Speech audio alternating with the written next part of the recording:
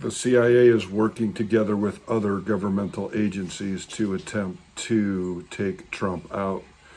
The last two attempts, the last two guys were CIA operatives, assets, obviously, and we're going to see more information that tells us this is true. Let's check this out. This video has been sent to me. I have not watched it yet. We'll check it out. I've been told that it has many connections and lots of information on this last Ralph guy that attempted to get President Trump there at the golf course. We know that he had information from at least the Secret Service or DHS to know Trump's schedule, because it was not, this was an impromptu golf game. This was not planned, and this guy was there waiting for him. So without further ado, let's go check this video out.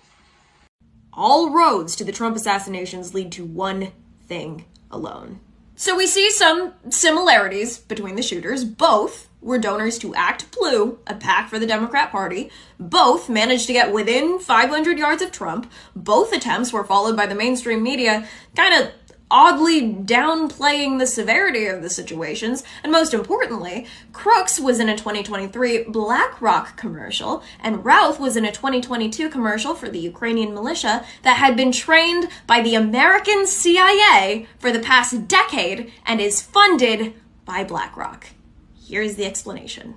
So for context, Ryan Ralph was a construction worker in North Carolina that moved to Hawaii, has a house and a business there that wasn't making any money, so he was listed as unemployed. But he really cared about standing for Ukraine. So this former construction worker with no income, operating entirely alone, ran a website offering Americans $1,200 a month to fight for Ukraine, was illegally moving Afghani soldiers fleeing from the Taliban in Pakistan and Iran to fight for Ukraine, dropped everything for months at a time to fly himself to Ukraine, and flew to DC to lobby for Congress to recruit soldiers for Ukraine.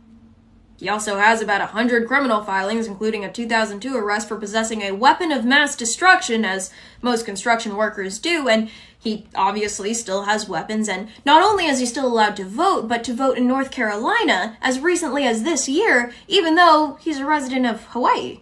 And like most construction workers, he had a hunch where Trump would be on a Sunday afternoon and was waiting at the golf course for 12 hours ahead of time, even though Trump's schedule was off the record. The most probable explanation is tied to BlackRock. So in 2022, Ralph was in a commercial that advertised the Azov Battalion, which is a Ukrainian neo-Nazi militia trained by the CIA and funded by BlackRock. So what links Ukraine, the CIA, and BlackRock? Well, ever since the Cuban Missile Crisis, the dissolution of the Russian Empire has been an American priority because they have nukes aimed at us. Now, BlackRock essentially owns the U.S. government, considering the top economic advisors for the Biden-Harris admin come from BlackRock.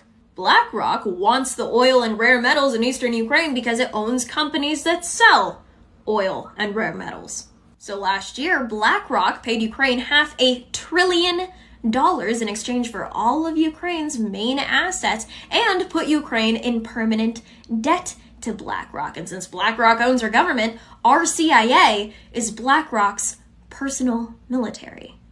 And troubled souls like Ralph and Crooks are groomed to be useful pawns that exist to look like random eccentric people and take the sole blame for carefully crafted crimes like attempting to extinguish the primary threat to the mega monopoly that not only runs our government, but the world. Hence, after Crooks died and was supposed to be examined by the House Task Force, the FBI took the body and cremated it in secret. Not only law enforcement knew until 13 days after. Nobody sat his parents down and asked them why their kid had bombs or how he got the money for this, and they never will. The crime scene was scrubbed. So if it wasn't obvious before, it should be obvious now that your government, the CIA, the FBI, the Secret Service are a unit. Not because they're all buddies and love each other, but because they're owned by the same people. So anyone that threatens them, regardless of party affiliation, is a target. So no wonder for years people have said Trump would be assassinated, and no wonder they refused to give Secret Service protection to a Kennedy. This is the mega monopoly versus the people, and always has been. But thanks to private media, we know that now. So the attempt to shut down any resistance is going to be stronger than ever. This is the totalitarians versus we the people. So fight. So there you go. Tell me what you think. Please like, share, and subscribe, and leave a comment below. I do these videos for free. I do not get paid. I only get paid in likes and subscribes. Thanks, and we'll see you on the next Ultra Top Secret.